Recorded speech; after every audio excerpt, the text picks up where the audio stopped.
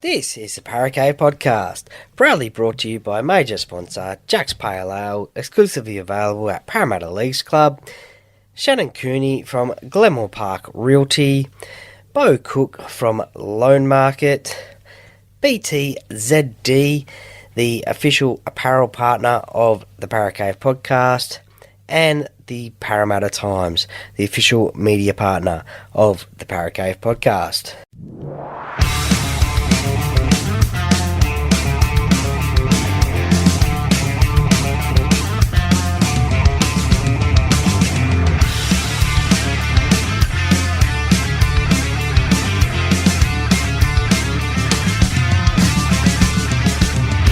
Welcome to another episode of the Paracave Podcast. And now over to your host, Troy Warner, broadcasting live from the world-famous Paracave.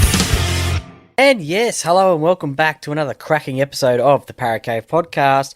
Troy Warner here, and we are back this week with a interview-style podcast with a former player of the greatest game of all, rugby league. And this player, he played for Manly Warringah. He also played for the New Zealand Warriors, Tonga, also represented New South Wales City Origin and also the Allstars as well.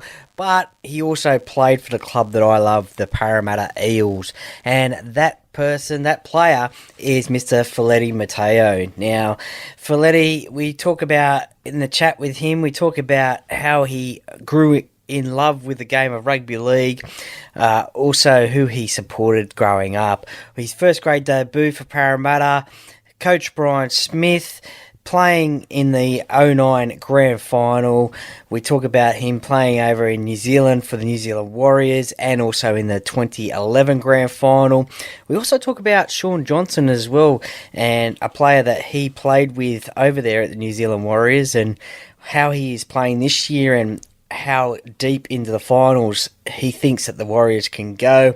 We also talk about his time at Manly as well, and a couple of players there playing there these days that he played with include Daly Cherry Evans and the Turbo brothers as well.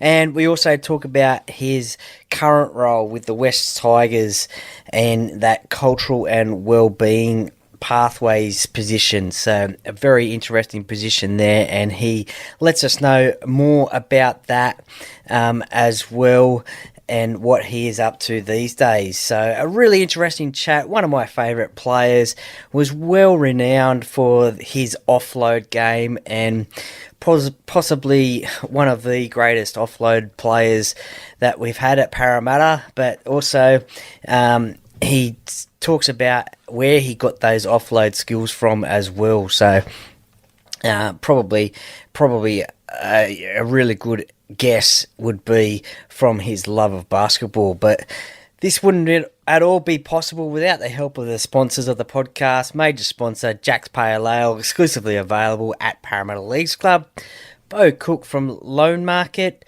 Shannon Cooney from Glenmore Park Realty, BTZD Teamwear, the official apparel sponsor of the Paracave Podcast, and the Parramatta Times, the official media partner of the Paracave Podcast. More details about the sponsors and the Paracave Podcast merchandise, which you can purchase now after the chat with Feleti. So stay tuned for that info, but that's enough of me talking. You want to hear the interview with Feleti. So as Hindy says, get a beer, coffee, whatever you want. Sit back, relax, and enjoy, and let's get straight into it.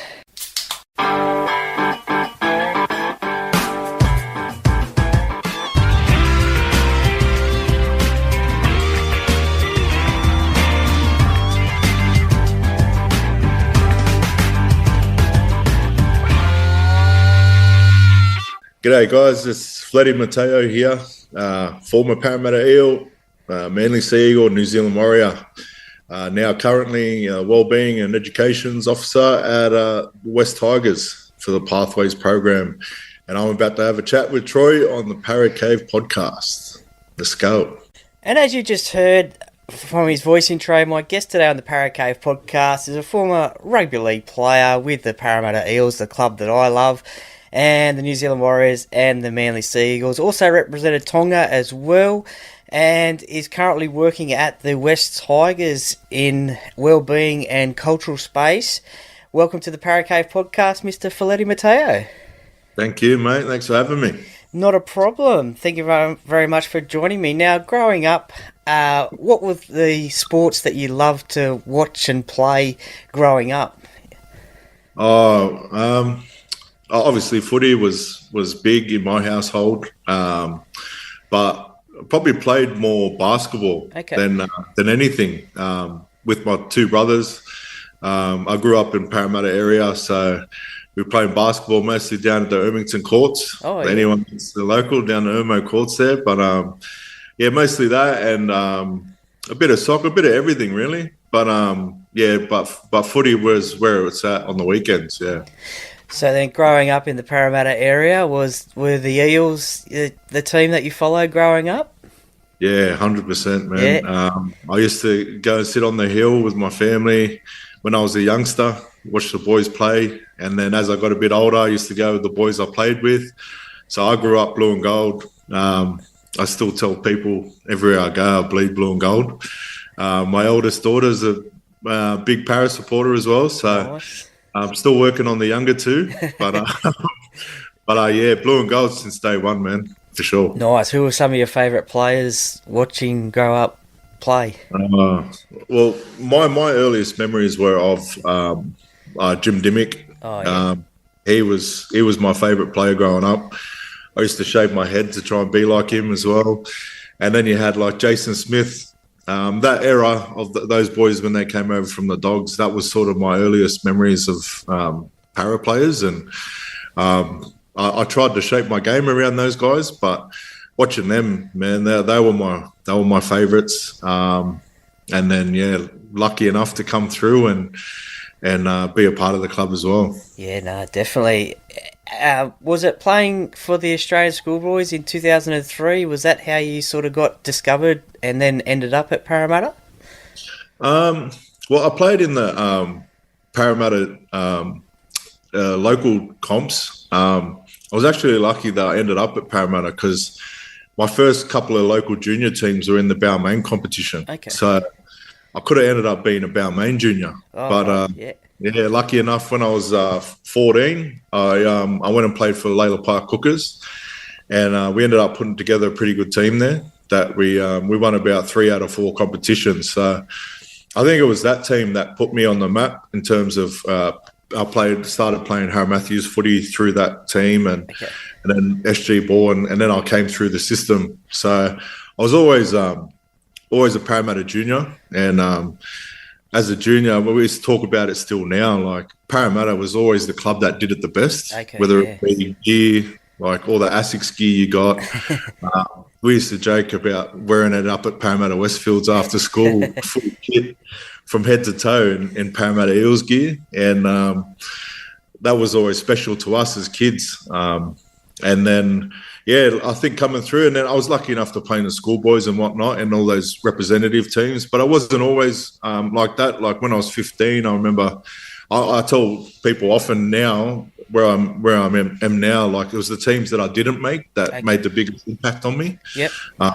So when I was 15, I didn't make a New South Wales team, and when I was 17 as well, I missed out on the Origin game there, and they're the games that stuck with me, which probably gave me the most drive to sort of push on. And as I turned 18 and then went into Australian schoolboys, I was lucky enough to play that. And then from that, it was the under-19s Origin and junior Kangaroos at the end of 2004. So, but I was just really happy, grateful that I got the opportunity to be a Parramatta junior, especially like with those things that I said, how well we're looked after as a junior player coming through the system.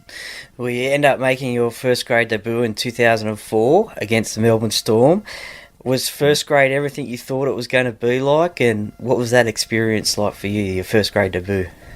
Yeah, I actually told this story last week on the Tigers podcast, and I just remember everyone telling me how fast it was going to be, or how much faster it was going to be than like reserve grade, and on the week of, I got brought in for a video session with my good mate Ben Smith. Yep.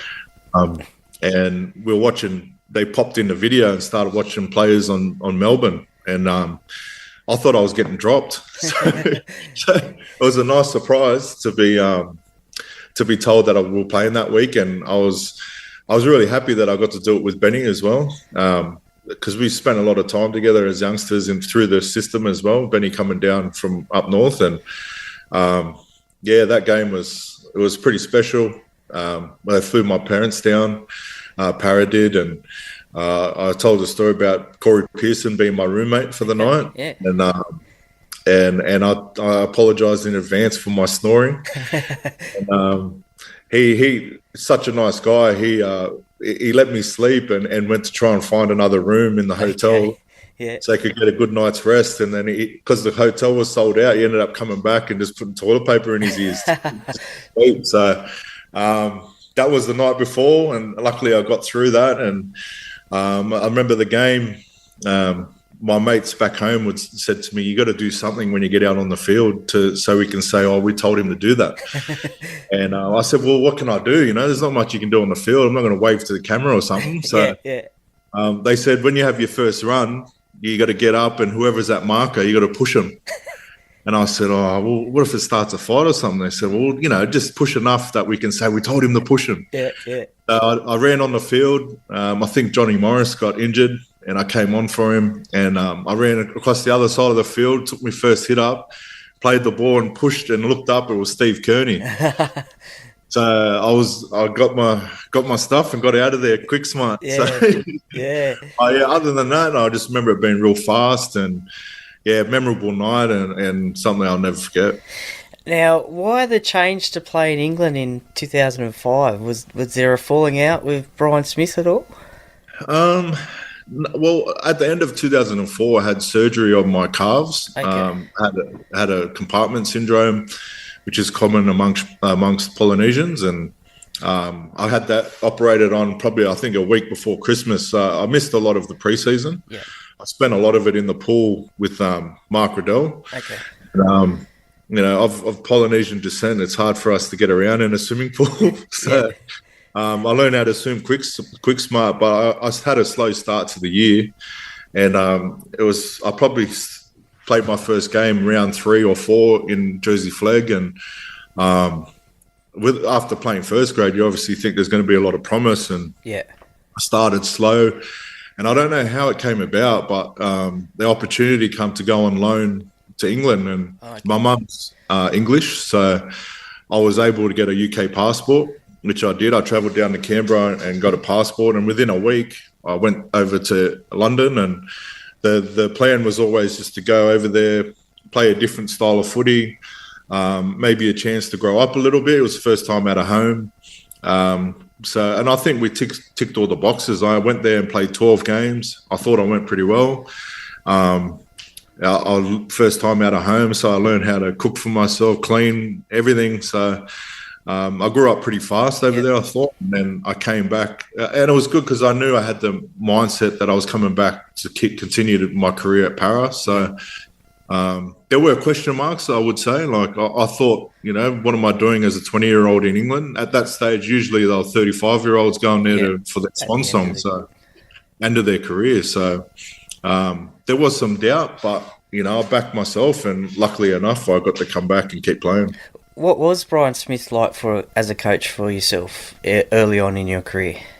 Yeah, it's funny because obviously there's a lot of stories out there about Smithy and the way he went about his business, but for me, I don't really have any memories of him.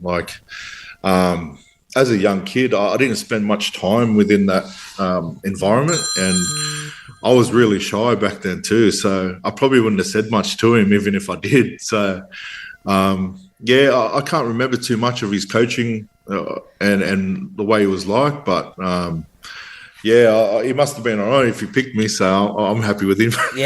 No, that's for sure. Well, 2006 must have been a special year for yourself because you represented Tonga for the first time. How special was that? Oh, yeah. Tonga is right up there for me. Just debuting from a club that I grew up loving was really special. And then my Tongan side as well is and it's a struggle that I'm a half-caste Tongan, so a lot of half-caste because you can get considered to be not Tongan because you're not full Tongan, but once you put that jersey on, all that goes away. And that was really special playing for Tonga. And I tell all the boys now, I just share experiences, and we have some of my fondest and proudest moments were playing for Tonga. And just really special, really special. They're certainly coming a long way these days.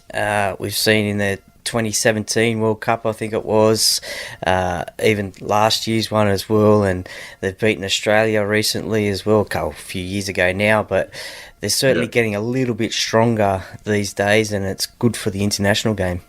Yeah, it is. It is. I was super proud. I actually shed a tear when we beat Australia a few years ago. I just think from knowing the struggles, like there were years there where we played for, there was 1 year we played for free.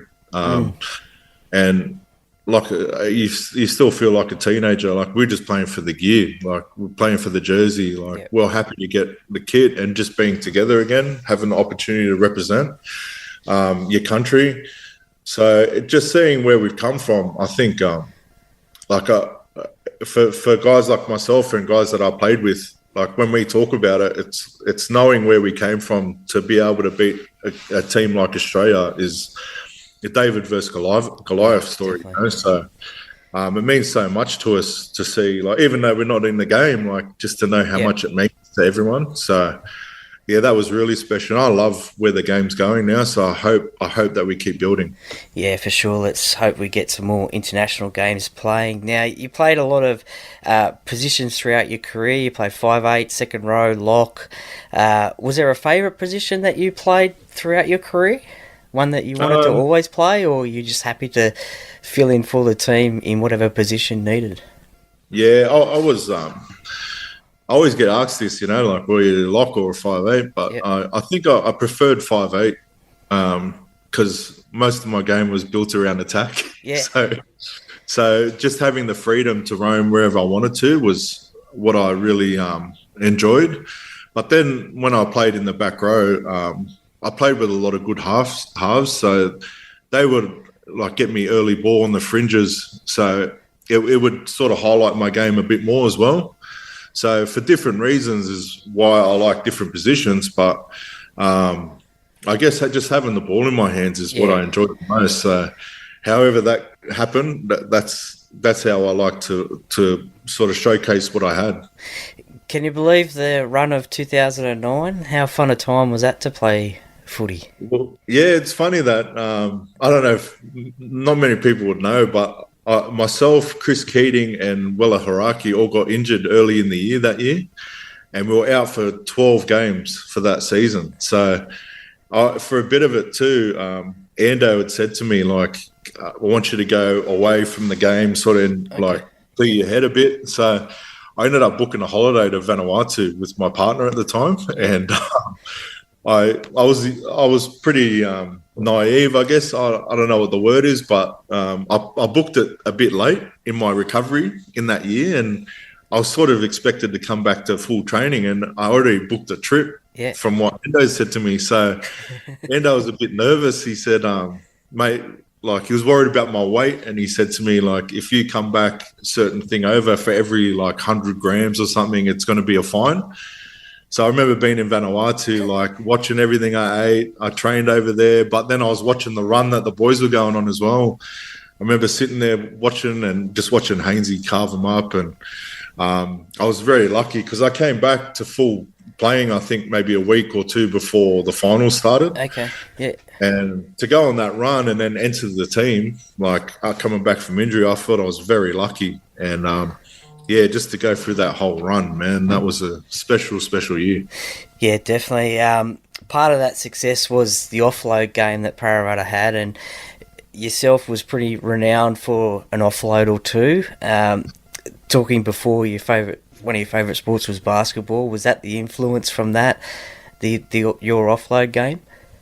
Yeah, definitely. I put all my ability to offload down to basketball. Hand-eye coordination, the ability to create space as you have to do in basketball when you're trying to rebound the ball and whatnot. I put it a lot down to basketball.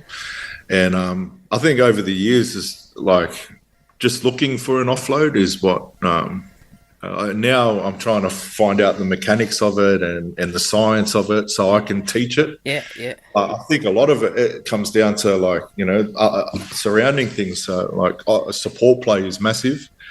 Decision making, creating space, like there's a million things that can happen to make it happen. So, but I think just looking for it is the biggest thing, like looking for an opportunity. And I joke about it. I used to tell people like I just refuse to play the ball. No, fair enough. That was a good way to get rid of it. Yeah, no, definitely. That 2009 grand final, what was the week leading up to it, the game, and afterwards experience like for yourself? Yeah, the week was incredible, man. Like just the whole city of Parramatta. And it was so special because I was a Para Junior. Yeah. And I grew up in the area. I remember the 2001 grand final, and I was 16 then. So from that to then being a part of it, like, man, the lead up, the build up, like everyone was happy. Everyone was so supportive. Like everything was blue and gold. And man, the week was so special. Like I'll never forget it. Especially when like you go to places you've been your whole life up until that point, and then like people that you don't even know supporting, like saying good luck and just getting right behind you. That was all so special. And then the game for me went pretty fast because I spent most of the first half on the bench, and then I got a little time before half time, and then after half time I was lucky I made a break, which, you always want something special to happen in a big game. So I feel like I was part of like a bit of our resurgence back in the second half, and but just felt short. But I think for me at that time, after the game, I didn't feel like I felt disappointed, but it didn't really hurt me as much.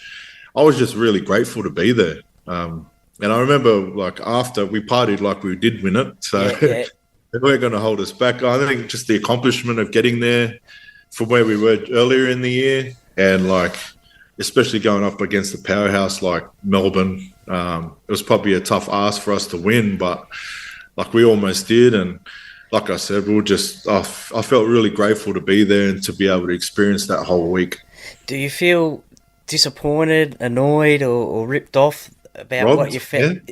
What you found out the year after in 2010 with the Melbourne Storm. Man, I told everyone, I don't care if we lost the game. I'll take the ring. Yeah, mate, I'd have it on right now, But it is what it is. I guess you can't do nothing about it, but it is disappointing. You always want a fair fight, but what do you do? Like I said, I'm just grateful that we had the opportunity. It would have been nice to knock them off and then find out that they did that as well. So, but it wasn't meant to be, and it is what it is. Yeah. No, fair enough. In 2010, the Eels failed to make the finals, the year after making the grand final. We see this year the Eels struggling a little bit. They're outside the 8 at the moment.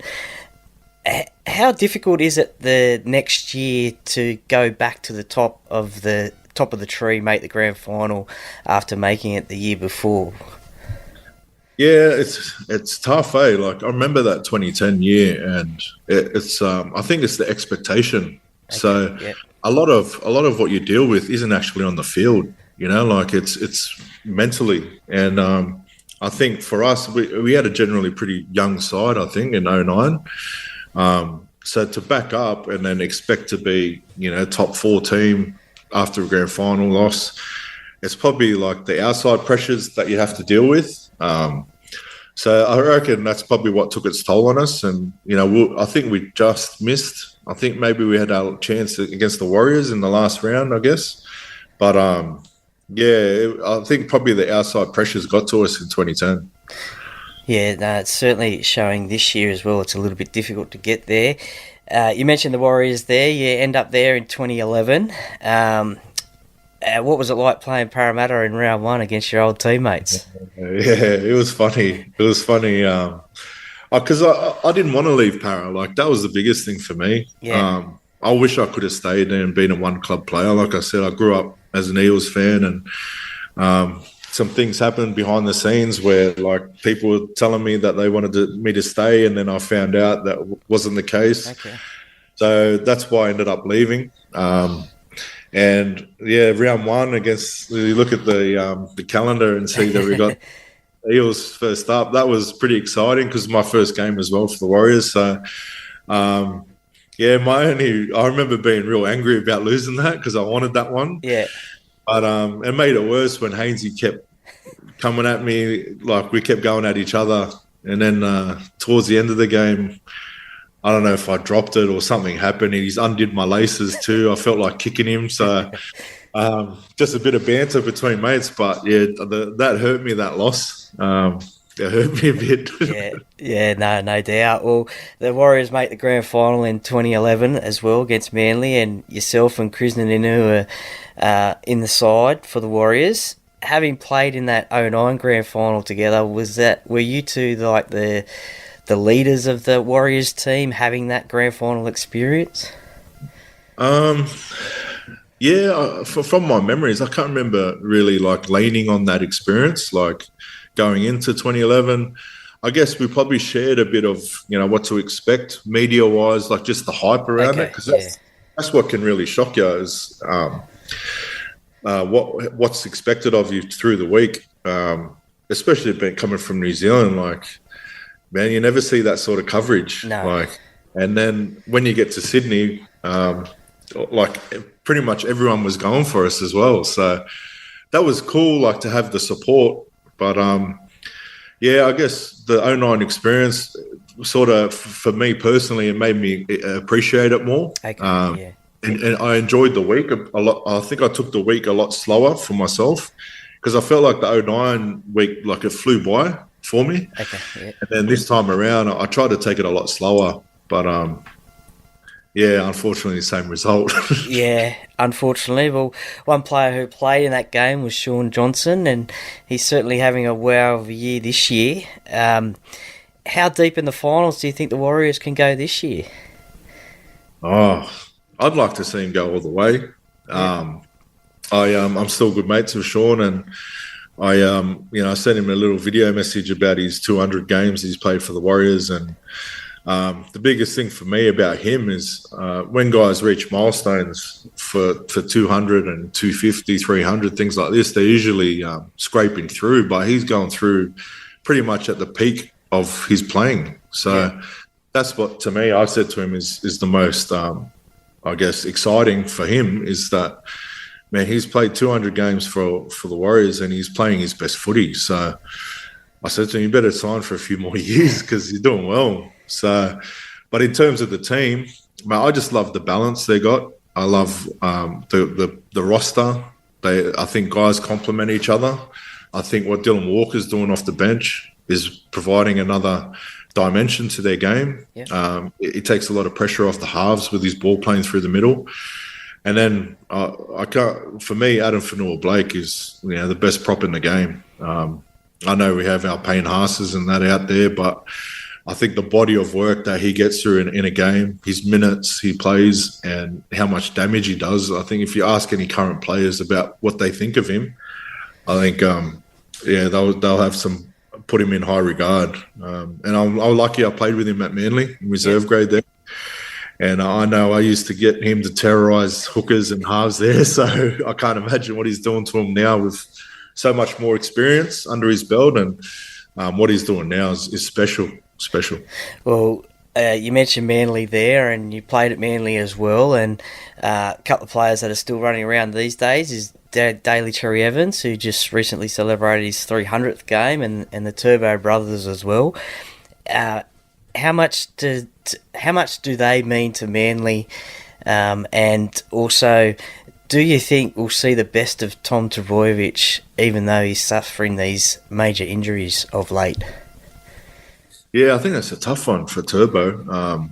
See, because I'm not a part of that, you don't really know behind the scenes, like how his body is and whatnot. But I know, like these days, there's the best medical care out there. So, and knowing his commitment too, I know he will be giving everything to try and be on the field as much as he can. And he won't bow out without a big fight, with his body. But what he does on the field is incredible. Like, I was lucky that when I was there, he was coming through as a NYC player.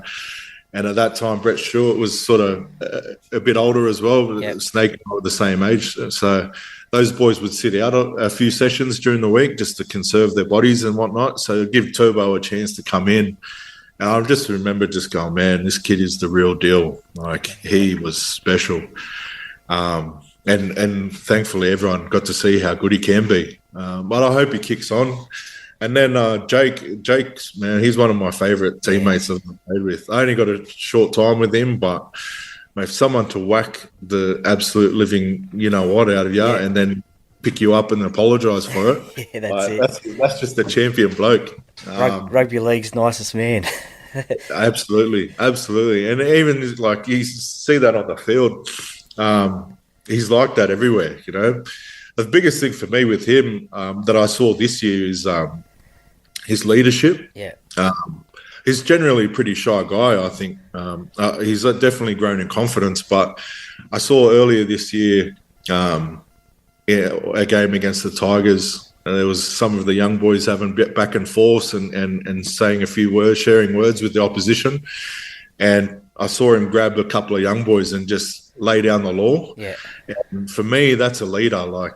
And it's probably something Jakey wouldn't have done a few years ago, but to see him develop into a proper leader, and now you see after they score tries and stuff like that, he's always in there laying down the law. Yeah. And I think that's his development as a player. Obviously, being a rep player now, he realises how important he is. And when you talk about importance to a club, I think he's right up there. Yeah, definitely.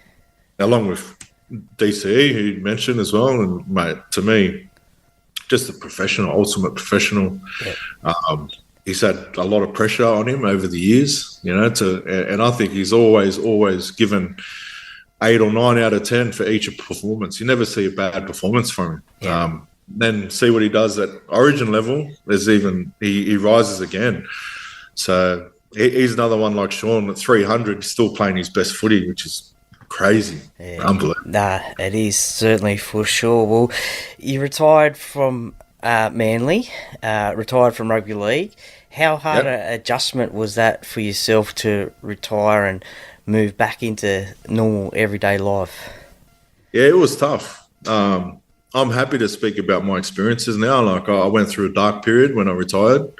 I fell into depression, sort of around some reasons, personal reasons that happened while I was playing, with different coaches and whatnot. And I had to reach out and get some help, which I did. And I'm happy to say I worked through it all and I come through the other end. But even just career-wise, professionally, you're losing an identity of yourself and who you are. And that's what happened to me. I bounced around different professions. I did youth work. I've dug holes. I've done everything. So to fall back into football is where I feel really comfortable. And I found a home. And I guess when you do it for so long, just being around that environment, you feel at home. So, it was tough at the start there. And I'm thankful now that I've sort of found my feet and I know what I want to do now. That was the biggest thing for me. I didn't know where I was headed. And I knew from my bad experiences in footy when I retired, I didn't want anything to do with the game. So I spent maybe a few years, I spent maybe a year or two not even watching footy. Yeah, okay. I was just so totally off it. But now that I've rekindled that, I know what's important to me and footy is. And that's why I'm really passionate about what I do now. And you're now wellbeing and cultural space at the Tigers. Tell us a little bit about that role that you have there. Yeah, I'm really excited about what I'm doing now. So I look after our Pathways program. So it's pretty much from our Jersey Flag Cup down to our Harry Matthews boys. And my job's just about being out there, being a presence within our teams, because we're still across Western Suburbs Magpies and Balmain Tigers. So we got a fair few teams in our system. So it is a bit of a challenge for me to get across to everyone, but I'd try my best. I'd often a different training session every night. And for me, it's just about, number one, the reason why I got into the role is so I didn't want anyone sort of to go through anything bad that I experienced, number one. And then number two is to try and prevent anything happening that kids can prevent from happening to them. Educating them on mental health and well-being. And yeah, you talk about the cultural side of it too. That's one thing I'm pretty passionate about is, creating a good culture for our club, number one, and then for players to connect with their own cultures. So obviously we're dominated, especially out west there through our Polynesian players. And for me, being of Polynesian background, I think it helps me build relationships with our players. And I try and use that to try and help boys, whether it be in education or wherever it may be, if they want to try and get into work. There's a million different ways we can try and help. And the part of our role is just trying to find best ways for our kids to flourish. And whether it be on the field, off the field, mentally, physically, whatever we can do, like I said, there's a million ways we try and help. And we just do our best out there. And that's what I'm passionate about now, and hopefully can keep going with it. Oh, it's good to see now that you're in a good space and a good mindset and helping others, and I wish you all the best in that role. Thanks. Time for some common league questions. Is there a favourite game that you played in? One that just really stood out for you that you thought, oh, geez, I love that game? For Para. Or Warriors, or any well, for the Warriors, there's the final series in 2011. There's two games, one against Melbourne that we beat down in there, and then the Tigers at the old SFS there. They were two games that stood out for me, just hard, grinding games. Again, games we weren't expected to win. Yep. And just to win in those fashion, like in the fashion that we did, just like they're really memorable. Like one's for Para, I love. Obviously, 2009, there was that Tigers game at SFS again. That was, oh man, that was special. We scored a few tries that still stay on the highlight reel. Yeah. Haynes and Chase too. Chase, yep. The Bulldogs, actually, that one. When we got the Dogs in the finals there in 2009, man. So my boss at the Tigers is Alan Thompson, who was the GM of the Bulldogs for 8 years, and he was the GM at the time. So I love bringing that up. Yeah. I just remember coming out of the tunnel and seeing home was just split blue and gold, right? Yeah. And any true Para supporter knows our grand final was against the Dogs. Yeah, that's it. So when we beat them, it's beautiful. That game was, that was incredible. Yeah, it certainly was. Is there a favourite ground that you played at other than your home ground? Para Stadium. Yeah. No doubt. With no doubt. That was my favourite stadium. I was lucky. My first game on there was my first ever game, I think, for Harold Matthews. And we played against the West, and I scored a hat-trick. So, yeah. Mate, that's my favourite stadium, always. And I tell these young guys, like, you guys don't know what footy stadiums are like until you've been to that old Para Stadium.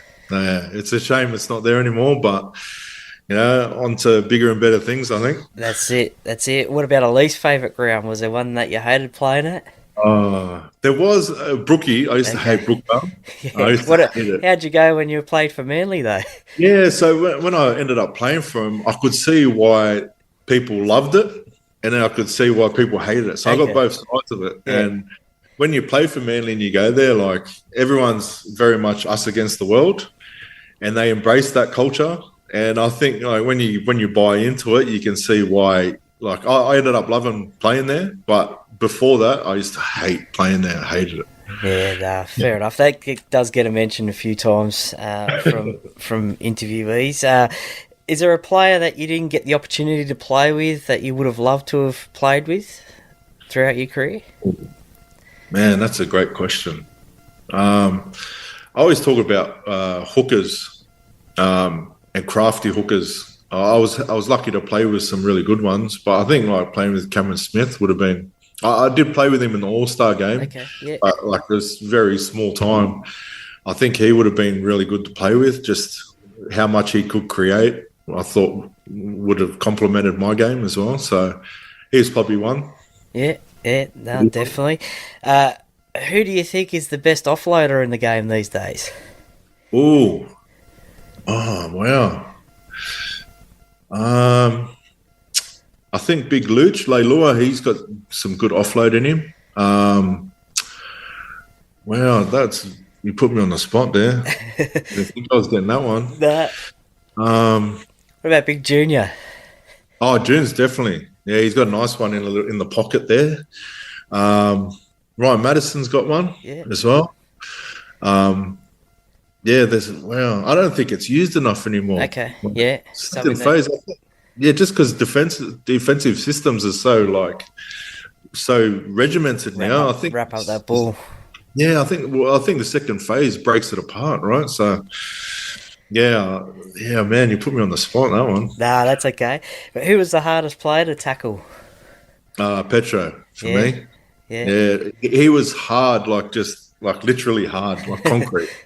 But you had other guys that were like Big Dave Taylor. He was hard. Yeah. Just kept motoring through. His legs were the size of tree trunks, so he was hard. But then the little nippy guys too, they were tough. Matt Utai. Yeah. Man, you need legs like tree trunks. Yeah, and small to the ground. So you needed three. But in terms of feet, Roger was, man, he made me look silly one day. His feet was good. But, yeah, in terms of hard, Big Petro was the man. Yeah, no, for sure. Who was the pranksters at the clubs that you played at? And what did they get up to? Jimmy Maloney. Yeah. Number one, he was the worst. One I played a little bit with, but I went to school with, was Liam Fulton. Okay. He was the biggest prankster ever. What did he get up to?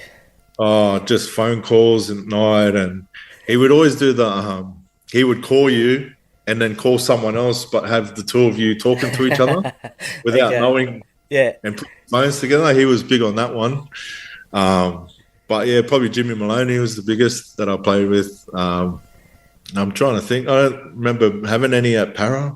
Probably Fui with him stealing stuff. That was his biggest way of pranking people. Your thongs? Did you get your thongs stolen? Clothes, everything. Anything you could find. Big Phil. He's playing again, I think, this year. Just signed another contract. I just saw that. The ageless 42 wonder. Or something, 43. Ageless wonder. If that's what his age is. Tongan passport, mate. Could be anything. No worries. We'll wrap things up with a set of 6 questions. What's your favourite holiday destination? I'm just trying to think where I've been with my kids. Anywhere with my kids. Palm Cove, probably.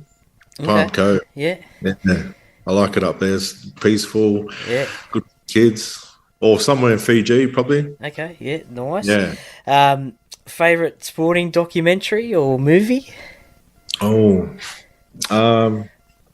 That quarterback I just watched on Netflix now, that was pretty cool. It's probably I haven't watched many lately, but between that and the Jordan one, Michael Jordan one, I just love watching how they do it in America. Yeah. They're just above and beyond everything they do. That's it. Yeah. Who would be the most famous person you'd love to meet and have a chat with? Probably Dirk Nowitzki. It's weird. Okay. But the big Dallas Maverick, I'm a Dallas fan. Okay, yeah. And he was my favourite player coming through when I was young. And I've watched his documentaries and just his story. And I love the way he played the game. So he was probably one. Yeah, it's a bit of a weird one, but I just love to, hear his story and hear about how he sees the game and the 2011 we won the comp as well and talk to him about that run as well, beating LeBron and all that in the finals. I think he'd have a fair good story. Nice. Well, if he's listening, we'll see if we can sort it out.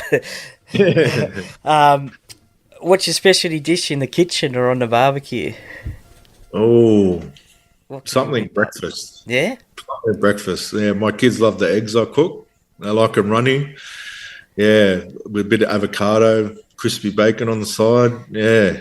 Nice. Something breaky. That's Yeah. it. Which three former Eels players wouldn't you want to be on a deserted island with, and why? Oh, Chris Inu, because he's a big kid, and I don't think we'd get much done with him. Who else would I not want to? Yeah. Probably. I was going to say Fui, but he might be all right on an island. Okay. Get some coconuts for us or something. It's Tongan experience. Oh man, that's a tough one. I'd go Talima Tortai Oh, because yeah. he's another big kid as well. Those two are very similar, Chris and Talima. So those two and T-Rex. Oh, yes. T-Rex as well. So the three of them would be pretty hopeless, I reckon. Yeah. No That's my- worries. Fair enough. Favorite musician or band to listen to? Who's your favorite band or musician to listen to? Well, at the moment, it's LAB, the Kiwi band. That's what I'm pumping at the moment. I love every genre of music, so I could be listening to anything at any day. Old carver music from Tonga one day and house music from bloody Germany the next. But at the moment, it's LAB. And one last question. What was it like to play with Nathan Highmarsh, one of my favourite Eels? Oh, man. I always love telling stories about Hindy. What's your go-to Hindy story? Oh. Oops, sorry. That might be him on the line now. Sorry. Yeah. You still got me? Yeah. Yep. So my go-to Hindy story is and it's good because it's a big teaching as well. When I was playing, for some reason, I always, whenever the ball would go away from me, go to the other side of the field when we're defending, for some reason, like I always had Hindy running behind me and telling me not to stop. So like whenever the ball go away, when you tend to have lazy tendencies like I had sometimes, I'd start walking. Well, I'd stand still and just watch the play. And he never stopped moving. Okay. Like, he never stopped moving. And for some reason, I always had a memory of him, like, running by me and saying, stop, don't walk, or keep moving. And then sure enough, like, he'd always be, like, chasing blokes and making those cover tackles, Scott Sattler style. But, man, his engine was just massive, eh? Like, he never stopped. And even to where we had sports scientists come in and test him and do the VO2 max test on him and just say, man, his capability to work under pressure and without breath is unbelievable. Like, he had these scientists like amazed, like, and man, he was just really good to play. Like, just you just felt so secure and safe with him. That wasn't until he mucked my elbow up once. I made a tackle. He was next to me, and then he came in and just 100 mile an hour and popped my arm, and my elbow got injured, and I had to get surgery. So, but most of my memories of Hindy just unbelievable. Man, I think, and what he did for the club too. Like, man, when you talk about important people to clubs, I think he's right up there for Para. Yeah, definitely a legend of Parramatta. And as I said, one of my favourite ever Eels to play the game. Well, Feleti Mateo, thank you very much for joining me today on the Para Cave podcast. I really enjoyed the chat. I hope to catch up one day. And as I said, you played at the club that I love, the Parramatta Eels. And hopefully we can catch up today one day and say good day. And all the best at the Tigers with your role. And thank you very much for joining me today. No worries, man. Thank you. And I've seen your setup with all your Para stuff. And, man, as a kid, man, I would have loved to come into that Parramatta Eels wonderland that you got there. But I appreciate you having me and supporting the club. Like, I guess you bleed blue and gold like I do. So I appreciate you having me and thanks for the chat. Well, you're welcome anytime at the Para Cave. So we'll sort something out. Good. Thanks, Troy. Well, welcome back, and thanks for listening to Feleti Mateo and his rugby league story. It certainly was an interesting one, some great yarns there, brought back some great memories of his time at Parramatta and also the other clubs that he played at as well, and we wish him all the best in his role now at the West Tigers, doing a great job there. Very tough one, but a great one there that he's doing, so we wish him all the best there, and as I said in the chat, I hope to catch up with him one day and say good day, as he did play for the club that I love, the Parramatta Eels. Who knows, maybe even a visit over to the Paracave podcast for a chat and a look as well. So thank you very much, Feleti, for coming on to the podcast and having a chat. I'm sure the fans will love it. Now, as I said at the start of the podcast, this wouldn't be at all possible without the sponsors of the podcast. Major sponsor, Jack's Pale Ale, exclusively available at Parramatta Leagues Club in the club shop. Also, co-sponsors as well, Beau Cook from Loan Market, your local mortgage expert. You can contact Beau today on 0401 213 236. Get in contact with him today for a free chat and see what Beau and his team can do for you, and let him know that you heard it here on the Paracave podcast. Also, BTZD Teamwear, the official clothing sponsor of the podcast.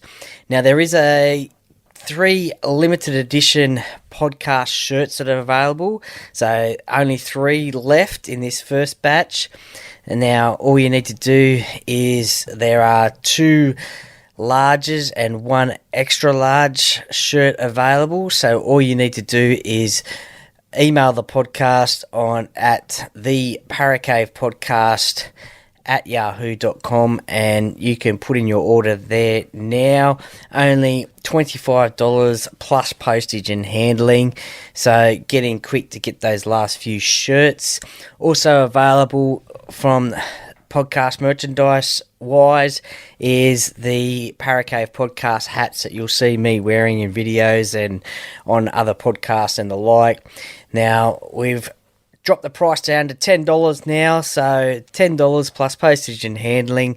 Same deal if you want to just drop me a message on social media, or you can email the podcast at theparacavepodcast at yahoo.com, and you can order yours now and I'll get them out to you as quick as possible, and I really appreciate your support on that one. Also, co-sponsor Shannon Cooney from Glenmore Park Realty. If you want to get in contact with a 5-star real estate agent, the best in the business, who is active in the Glenmore Park and the Penrith LGA areas, then Shannon is your man. You can contact him on 0421 588 445, and again, let him know that you heard it here on the Paracave podcast. Also, if you would like to know all your local Parramatta news, just simply head to www.parramattatimes.com.au. Thank you very much to all the sponsors for supporting the podcast. It means a lot, and it means that I can bring you some quality entertainment each week. So share the love on socials if you are involved with any of those products. I'd love to see some pictures as well. Thank you to you, the listeners, for listening last week to the podcast, with all the different podcasts that came out during the week, the tipping podcast, the radio podcasts that I do with the Duckman on Pulse FM. Really appreciate your support there. The Game Day podcast that I did with Smokey from the Melbourne Storm. That was something that I really enjoyed doing, the Game Day podcast with fans of other clubs, just to get that idea about what's going to happen in the game. So I really hope that you like that sort of format, and that will be available on YouTube as well. So just search and subscribe to the Paracave podcast on YouTube as well.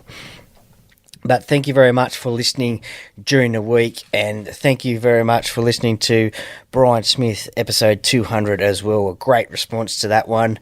I hope you really enjoyed that one, as Brian doesn't give very many interviews these days. So I'm really appreciative of his time, and I hope you really enjoyed that podcast chat there. But go back into the library and check out all the rest of the interesting interviews that I've had from over the years of the Paracave podcast, over 200 episodes now, so check those ones out. There's some crackers in there, some Parramatta legends and some rugby league legends as well, so check those ones out as well.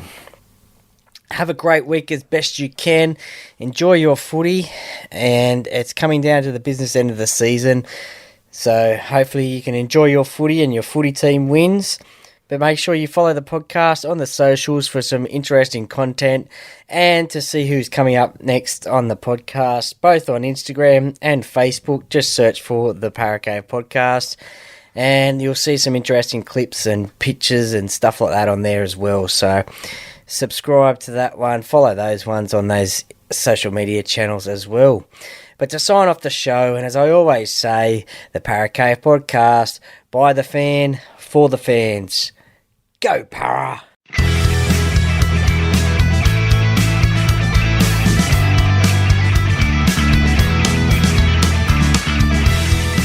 Thank you for listening to another episode of the Paracave Podcast. See you next time.